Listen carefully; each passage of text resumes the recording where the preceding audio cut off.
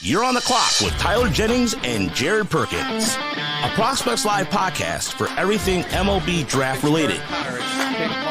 Join us as we discuss the biggest stories from college and high school baseball, bring you interviews from your favorite draft prospects, and break down live looks with Prospects Live analysis across the nation. Get ready, because you're on the clock with Tyler Jennings and Jared Perkins. Alrighty, welcome to another episode of On the Clock. I am Jared Perkins. That's Tyler Jennings. I think he's over there. Tyler, how are you doing? Are you a bird? Doing great. And we're kicking off the show late. If you can't tell, we're recording this after 9 p.m. We might be going a little crazy. Tyler, how are you doing today? Tyler's very tired. He's got a cider with him because it's been a long day. Love it. Some good, some bad. Work sucked. But it doesn't matter because guess what? What? We're here to talk baseball. And that's all that matters. Ooh, yeah, we are. We got a lot of baseball to talk about. We've had some good performances over the weekend. We had some not so great performances by some schools. Let's get into that first. Wake Forest. They're continuing to struggle. They're now 17-10. They're at the bottom of the top 25 on D1baseball.com.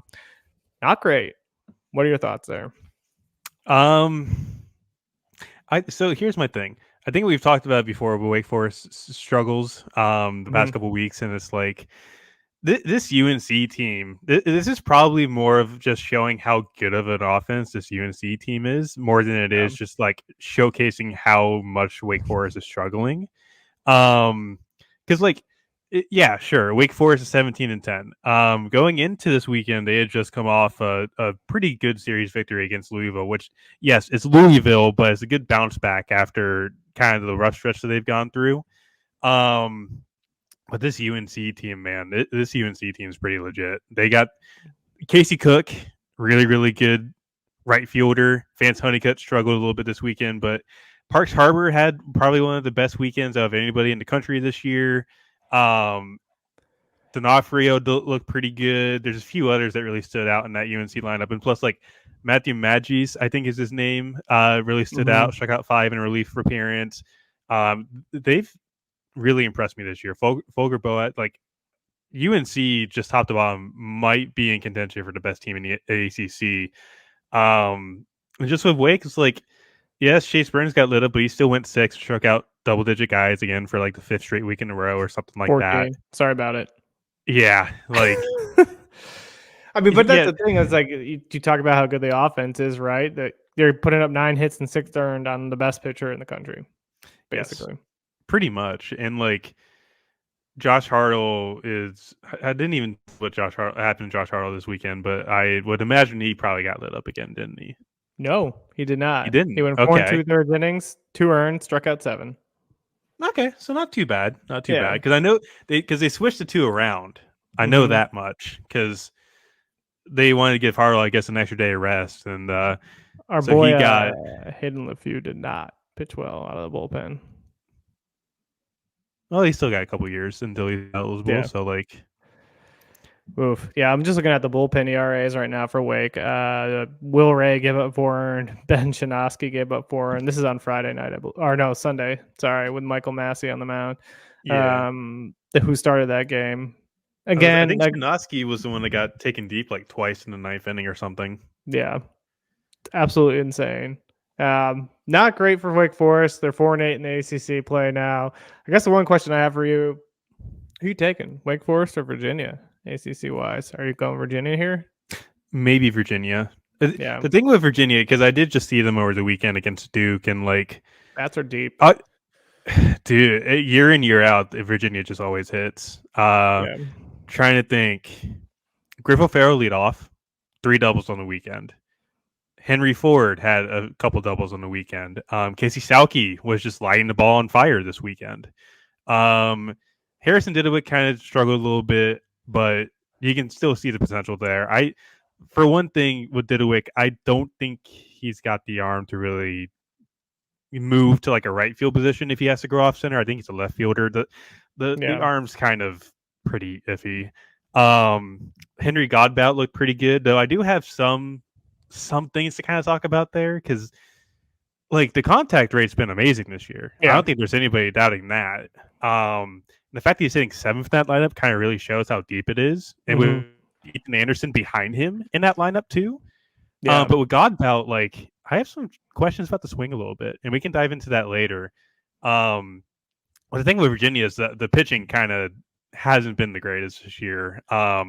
Jack O'Connor's no longer going to be pitching this year. He tore his lat against either Wake Forest or he may have done it during the Pitt series. I can't remember which one it was. But he's been confirmed to be out for either a significant amount of time or end of the year. I can't remember which. And like Kevin Jackson performed pretty well. He was probably the best starter they had this weekend. Kind of just a mixed bag results for that team. And like Jay Wolf will kind of struggle to get Duke on Sunday, 2 quick outs and then kind of just lost command and it really kind of faltered. So they don't have the arms to kind of really go against some of the heavyweights, but excuse me, the bats in that lineup, man, just 1 through 9, they all rake. That's the thing, is that they're either going to outslug you or they're going to lose. That's their basically options. Yeah. You talked about Godbout a little bit. I saw him against Wake, and he was impressive in some sense where like there wasn't a lot of movement to the swing, right? But I think he does get the ball on the ground sometimes a little bit too much. But when he was facing Chase Burns, man, he like just turned on 99 up in the zone. And there was no movement to the swing. He just got barrel to ball really quick. Yeah, I think you nailed it on the head there. Because my thing with Godbout, and I'll pull up a video here, kind of like to show what I'm talking about here. If you want to put it in there, you can. I just put it in.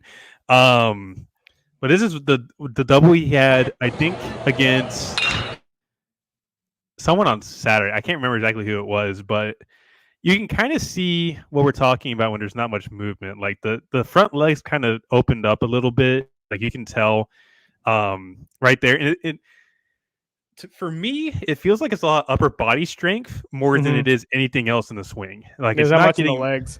Yeah, there's not much lower half movement. It's a little stiff. But he does such a good job of like keeping barrel on ball. He does a very good job of seeing spin. He can recognize pitches, which is great. And I think he's one of the better 2025 bats as a result, and he can play a really good second base. But I would really like to see some more lower half usage out of that swing, mainly because I feel like he's going to get more power out of it. And I think it's going to look not aesthetically pleasing. Like I already kind of like the swing as it is. It looks good. It's just that lower half looks stiff. It doesn't feel like he's getting much usage out of it, and it's just all upper body. Yeah, I imagine a team that takes that though and finds it, and if he can find that power in that lower half too, I bet you that's something he's going to see this offseason too, going into his draft year. Be like, oh yeah, that's what I want to get adjusted. He's probably going to be a USA guy, to be honest with you.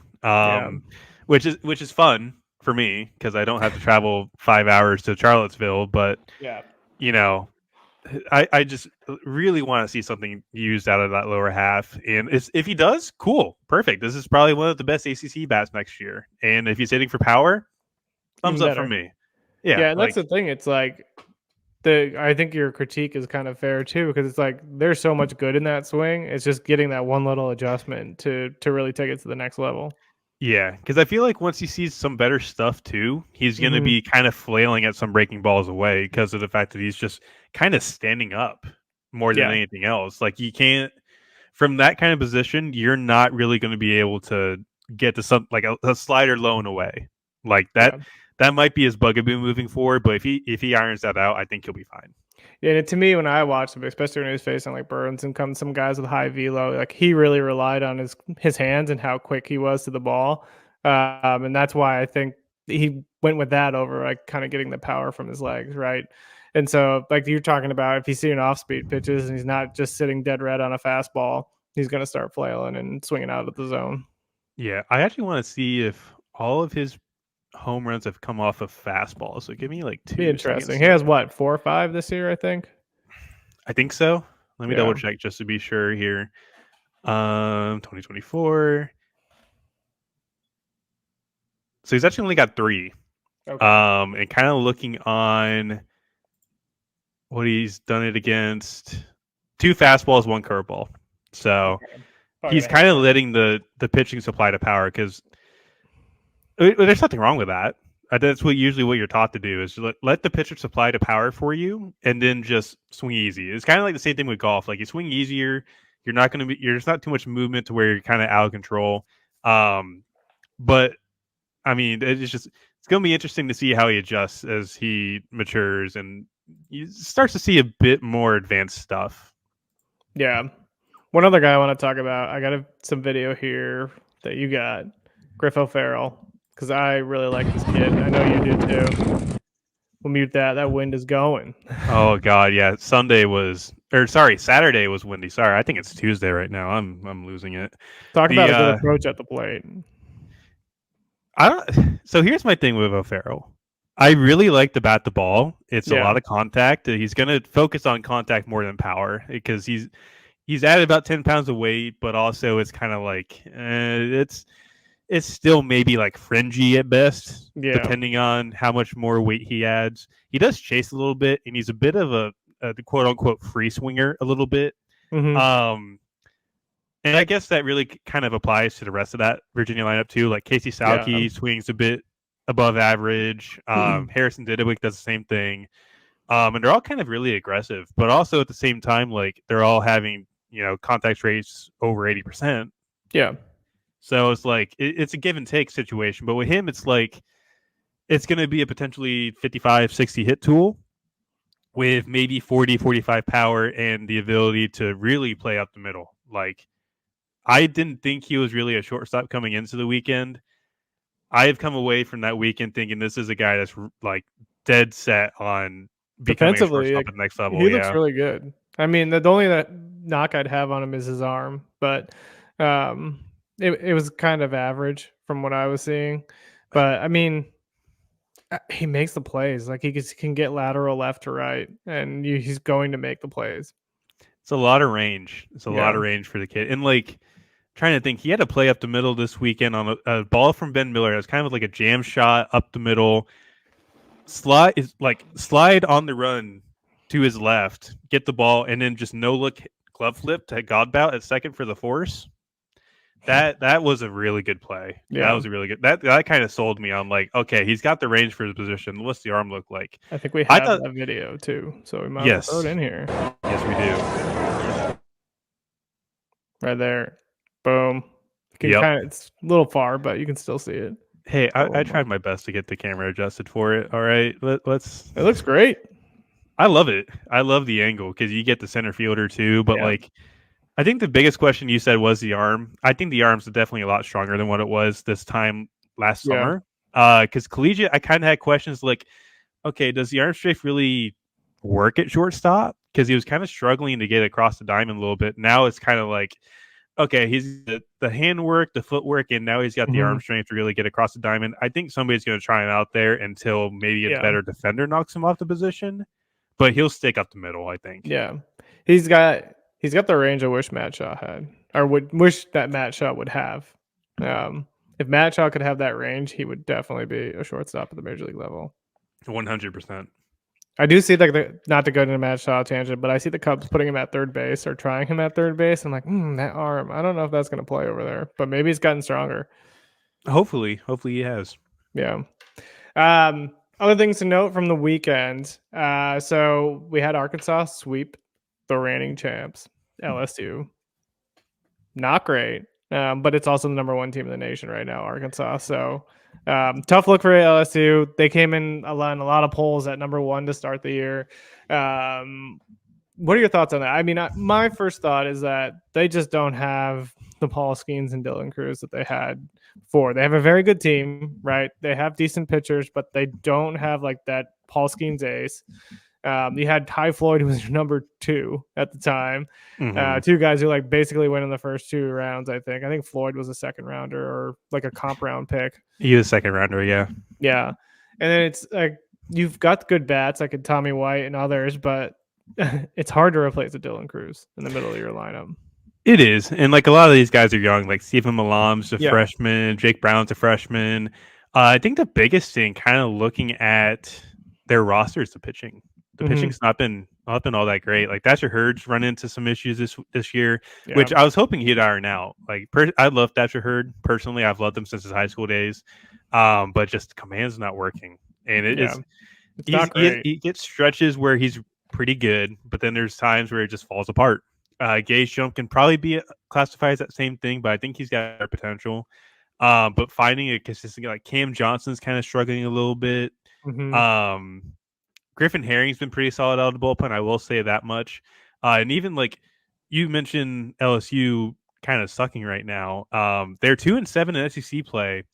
And as of right now, as of recording this, they're bottom 7 losing to Southern 9-6 at the box. Which is that's gonna be rough. Georgia Southern? Is that who it is? No, just Southern University SWAT team. I was like, Georgia Southern sometimes like sneaky good, but guess not. Yeah, and I'm just looking at that right now too. Like Cade Anderson is kind of like an underrated midweek guy for them. He's eligible next year as a sophomore. He struck out 6 in 2 innings, but kind of did get lit up a little bit, allowed a home run. But like Christian Little has a ERA north of 10. Justin Lower, he got roughed up again tonight. He's got ERA about 6.5. Micah Bucknam's around 6. It's a little rough. Yeah, not what you really want to see. I mean, it's Jay Johnson, so if he's gonna pull something off, he'll pull something off. I think they'll still be a playoff team somehow. I think they'll make their way. But it's just not the same LSU team of last year for sure. No, definitely. And the Wake classifies as the same thing. Like all those guys had career years all at the same time for Wake. Yeah. And now you're kind of seeing the effect of it's a young team. There's a lot of young arms that have inexperience. And I think LSU kind of falls into that same bucket too. It's just a lot of guys with inexperience. This isn't the same kind of like the veteran depth that they had last year with trying to think. Jordan Thompson, I think is his name. Mm-hmm. Jordan Thompson, Beloso, all those guys are gone now. And Dylan Cruz obviously not being there is a big gut punch with Skeens and Floyd also gone. Like that team got gutted in the draft and they did the best they could to really reload. And sometimes you win, sometimes you lose. You know, that's just the way it goes. And like, for all we know, we could be talking about LSU and Wake Forest being like the dogs of the ACC and SEC again in a month's time. Like everything like that flips in a switch. Yeah. I do want to talk about one team that's been red hot, and that's Texas A&M. Swept Auburn. Braden Montgomery hit 4 home runs and drove in 7 this weekend. Or I don't know if that's this weekend or if it was throughout the week. It might be throughout the week, but it was absolutely insane. He was also walked twice, didn't strike out either over the weekend. So have a time, Braden Montgomery. Dude, he's like the hottest bat in the country.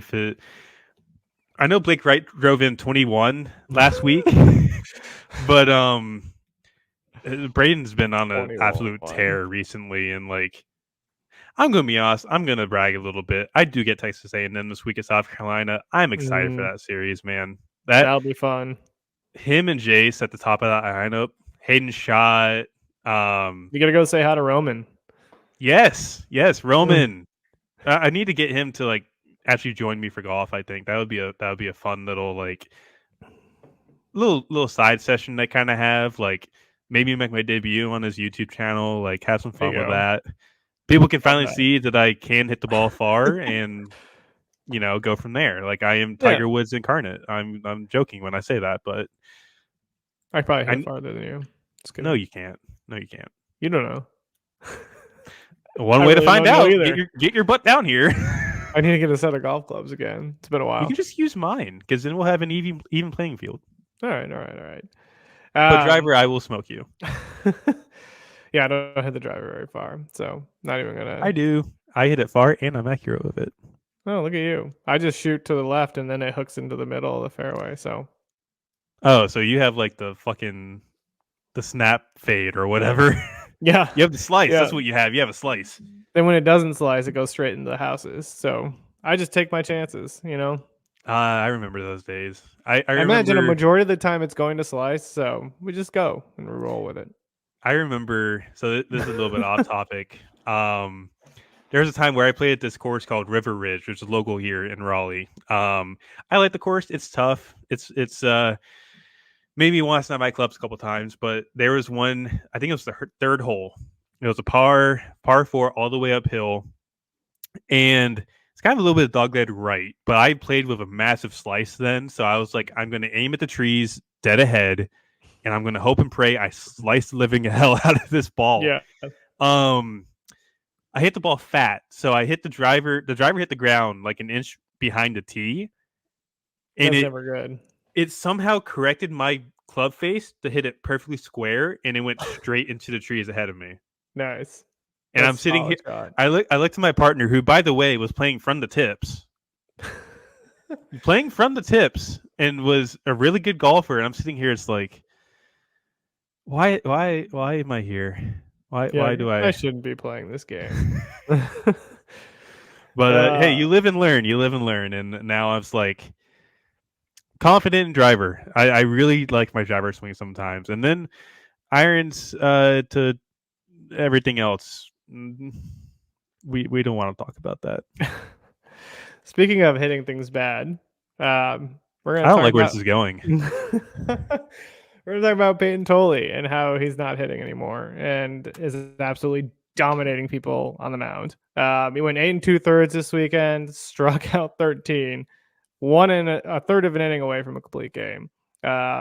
Weekend before that, he struck out 15, I think, over 5 innings. So he struck out 28 batters total over his last 2 starts. Has not been hitting at the plate as much anymore. I think this weekend he didn't get one at bat. The weekend before that, I think he only hit on Sunday or something like that. I think it's time to say it's Payton Tolle, the pitcher, is the winner between the two. I believe so. And like looking at some of the stats here over the past 2 starts, struck out 28, walked only 4. His pitched, what would that be? That'd be 17 2/3 innings in the past 2 starts. I'd say that's pretty good. Yeah, not to mention, like, he's been pretty fastball heavy too, and that fastball really plays up from the fact that it's like a low 90s, like averages 92 kind of pitch. I think he's touched 96 already too, which is a development. I don't recall him ever doing that last year. Yeah. And he just looking at the data here too, like the fastball is missed fast 43% of the time over the past 2 starts.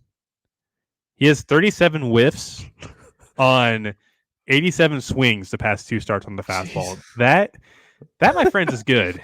That is very good. Yeah. So yeah, I think he's a bad, or not a bad, an arm at this point. I think TCU is kind of playing that way too. Like, this is one of the more dominant stretches of the year so far, and that's saying something when Hagen Smith has been doing what he's been doing all year, and like Chase Burns has struck out like 10 batters and then like an outing the past like 5 or 6 starts. This is one of the more underrated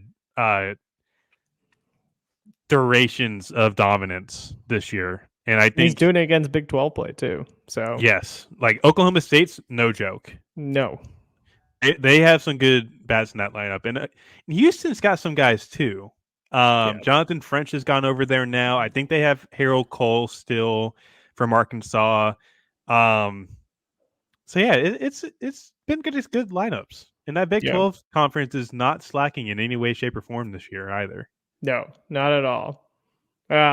That's really all we have for stories. So I think it's time to put you on the clock. We don't have a ton here, but I have some questions for you. Okay. Mostly related to your favorite team, NC State. So who do you believe in more, Wake Forest baseball or NC State baseball? NC State baseball. Sorry.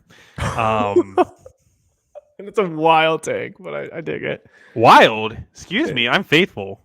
Yeah. Hey, it's like me saying like Nevada versus LSU. No, I'll take Nevada. For sure. You remember when you were rooting for Nevada and they lost to Dayton? We're talking baseball. Okay, right, and you mentioned Nevada. I'm going to bring it up. Okay, so you're picking NC State over Wake. What's the reasoning? What are we going with here? I trust the offense more.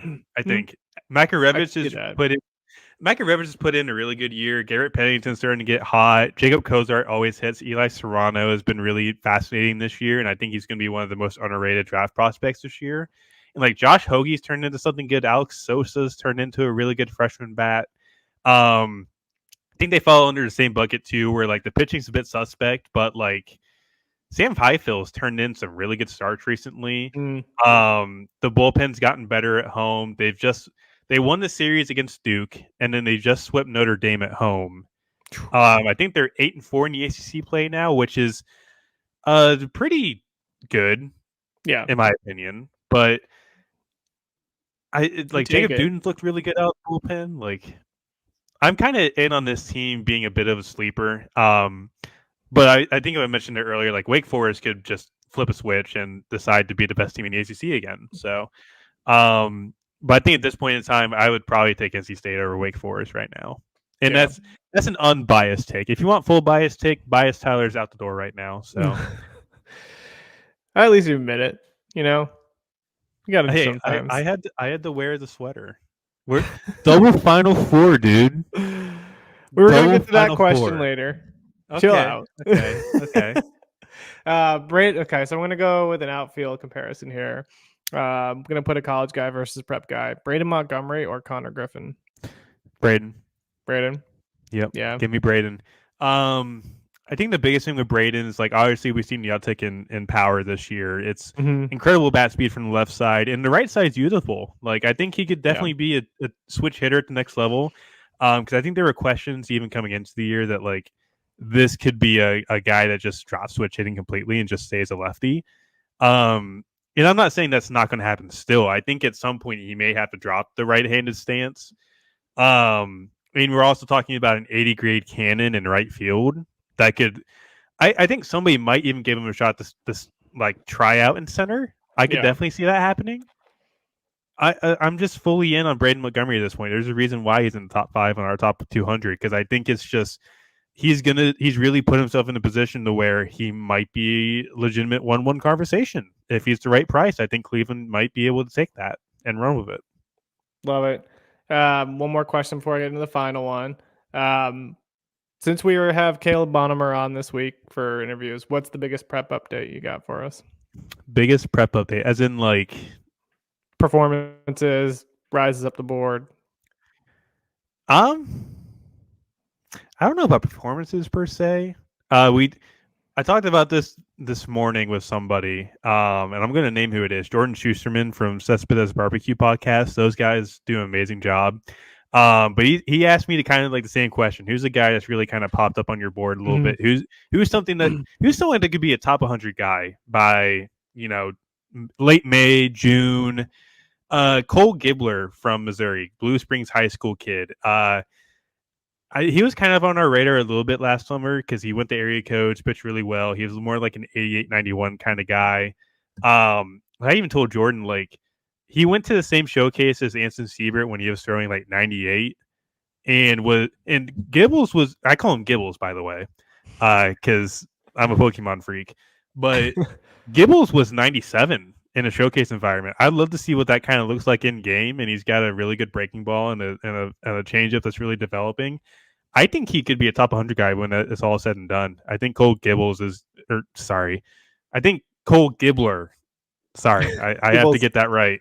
Gibbles. I hope that's his actual nickname. If it is, I'm going to be so happy. But I think Gibbles is going to be a guy that's in the top 100 at the end of the year. Love it. My last question for you. Will NC State basketball win the national championship? Which one, men's or women's? Men's. Men's? Yes. Zach Edey has no shot against DJ Burns this weekend. I'm sorry. Women's side, they're going to beat South Carolina and get to the final.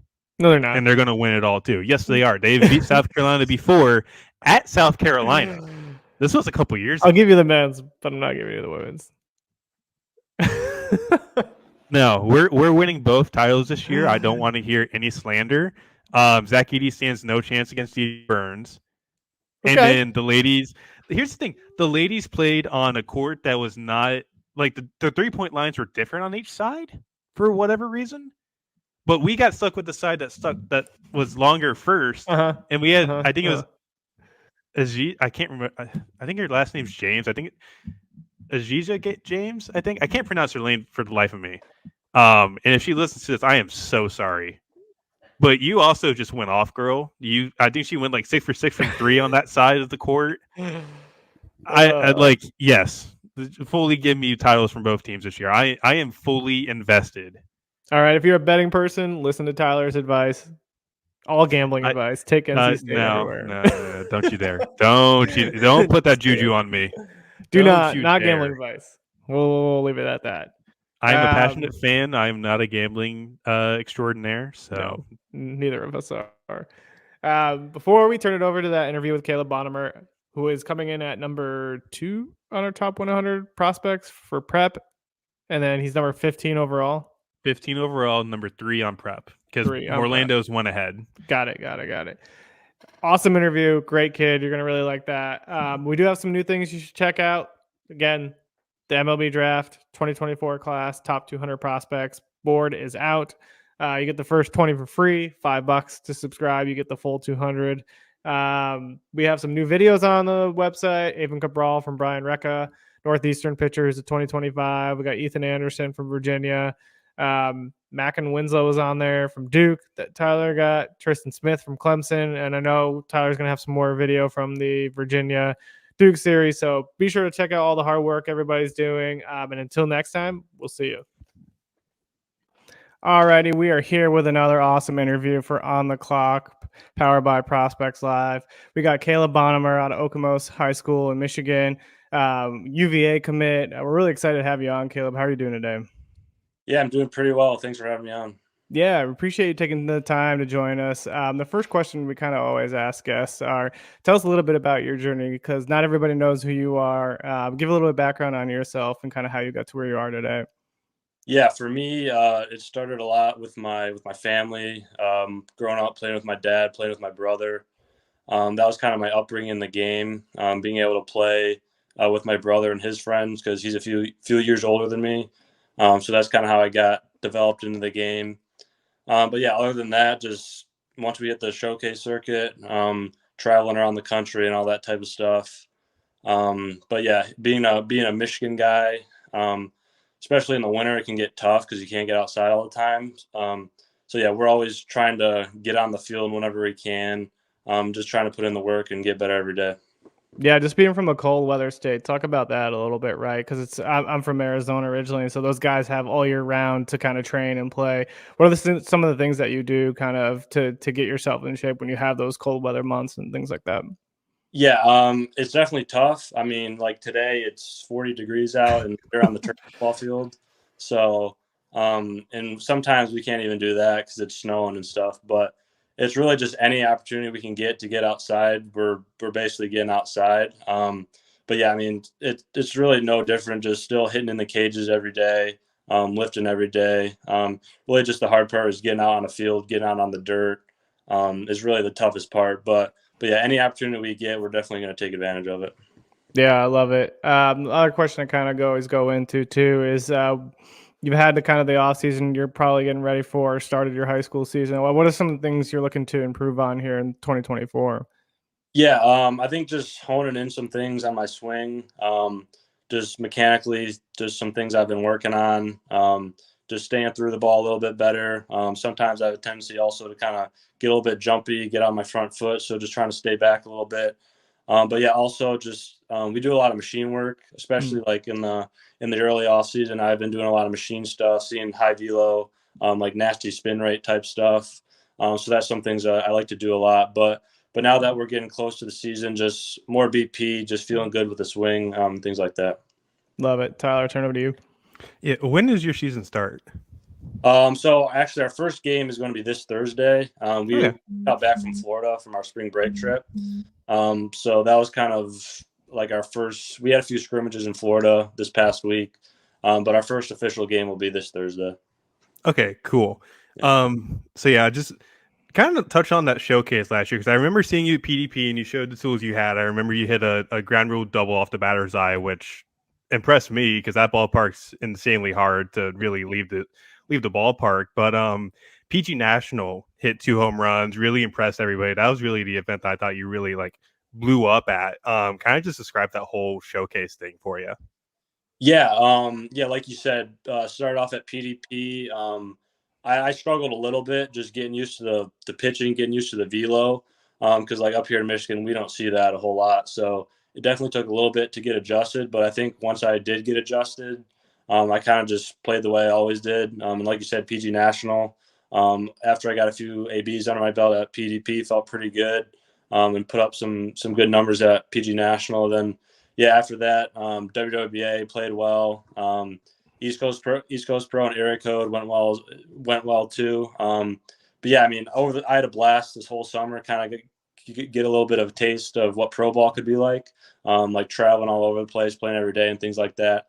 But yeah, I mean, I had a blast. There's really nothing else I'd rather do. So I thought the summer was great overall. Perfect. And I did want to ask, just like getting to recruit with Virginia. I've spoken with Brian O'Connor. I absolutely love the guy. Kind of give your take on like your connection with those guys. Yeah. So for me, it started in like 7th or 8th grade. I went to just like a regular old camp. I got an email and we were like, why not just go try it out, see what it's like. But then I really started recruiting me like freshman year. I got connected with them with my summer coach, AJ from artillery. Started having calls with them. Then went to another camp. Yeah, we just felt really comfortable. The coaching staff, McMullen and O'Connor, you couldn't go wrong with it. And just the way they play the game, the culture there, just everything about the school really couldn't go wrong. And some that we didn't want to pass up on. Yeah, I live in the Virginia area, and I got to a lot of the games there to scout, and it's just that lineup just always rakes. Yeah. Every single year in and year out is absolutely insane. Mm-hmm. Next question I got for you is, so we always want to focus on kind of who you are outside of the game. So what are some of the passions that you have away from baseball, just kind of get your mind off of baseball and kind of get away from the field? Yeah, for me, I like to golf a lot. Yeah. Over the past 2 years, it's something I've started to do a lot more of. Me and my buddies, whenever it's nice out and we got some time, we'll usually head out to the course and play. But yeah, golf is kind of something that it takes me away from the game, but it also kind of helps me because there's also a mental aspect of the game that I like. It can relate to baseball. But yeah, I'd say golfing is definitely one of my bigger hobbies outside of the game.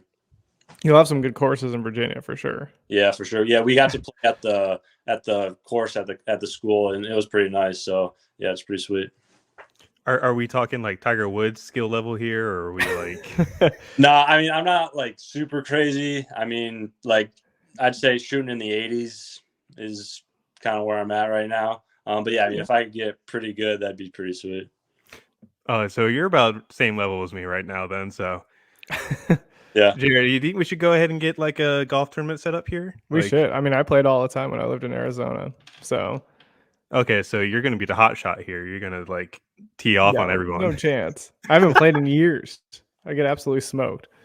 So you talked a little bit too about some of your family, your parents, your brothers and stuff like that, kind of as mentors, but who've kind of been some of your biggest mentors kind of on your journey through baseball?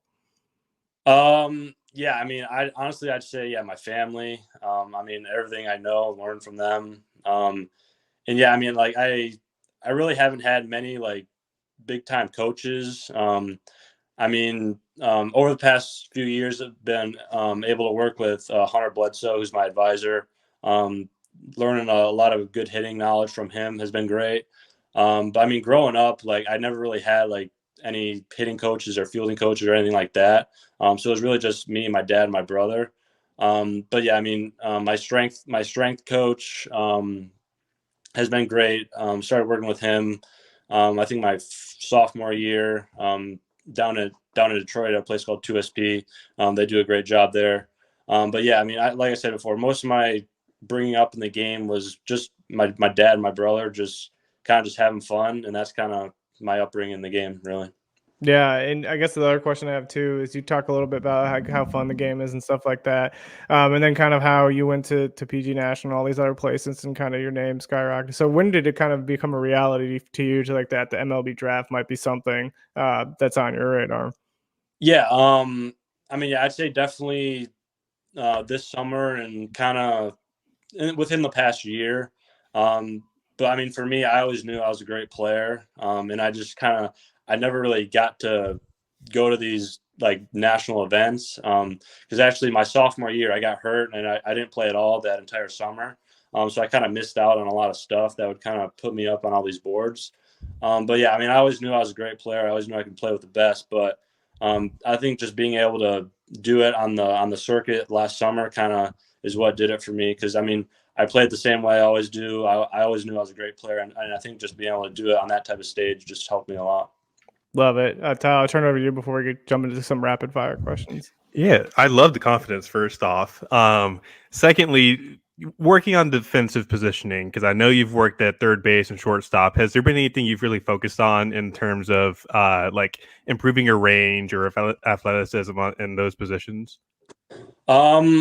I mean, I think my athleticism is kind of something that's kind of natural for me. I mean, I've always played short growing up, things like that. But yeah, I mean, just developing speed as a somewhat of a bigger guy for shortstop. Yeah, I mean, I do speed work twice a week, and my speed is something that I take pride in my game. But like defensive work, some things I'm working on right now. Kind of some glove presentation type stuff. Because sometimes I'll kind of get it down there late and kind of get messed up with that. But yeah, and just kind of attacking the ball, working through the ball, just normal things like that. Just trying to stay sharp. But yeah, I mean, like I said, if we're up here, it's tough to get on the dirt. So I'm still trying to get acclimated back on the dirt field because I haven't really been on a dirt field yet. So we've been taking a lot of stuff on the turf, but yeah, I'd say just trying to get back in rhythm with the game, back in rhythm with the dirt is kind of what I'm working at right now. Love it. Cool. All right, we're going to go into 3 rapid fire questions here. We always add and put you on the clock. So the first one is, what's the go-to restaurant in your area for you? For me, I like Pancheros. It's kind of a Mexican restaurant. It's basically Qdoba, but okay. But yeah, it's basically Qdoba, but a different brand. But yeah, I like that a lot. Love it. Go-to sport that you like to watch outside of baseball? Honestly, probably golf. Yeah. I like watching the majors. I like watching the Masters a lot. That's coming up. So yeah, probably golf. Who would you rather have, Max Homa or Rory McIlroy? That's tough. Probably McIlroy. My favorite guy is Koepka, though. He's my guy that I like to watch a lot. But yeah. Yeah, Tyler, you got one? And now I got to ask, since you mentioned Koepka, PGA or Live Golf? I'm more of a PGA guy. I mean, I do understand the Live because, I mean, you really can't pass up that money. But personally, I'm more of like a historic, like achievements type guy. Like I'd rather like win a bunch of tournaments and things like that. But yeah, probably PGA. Hey, yeah. Cool. Love it. Caleb, we can't thank you enough for taking the time to join us and On the Clock. We're wishing you nothing but the best of the upcoming season. Looking forward to everything you accomplish.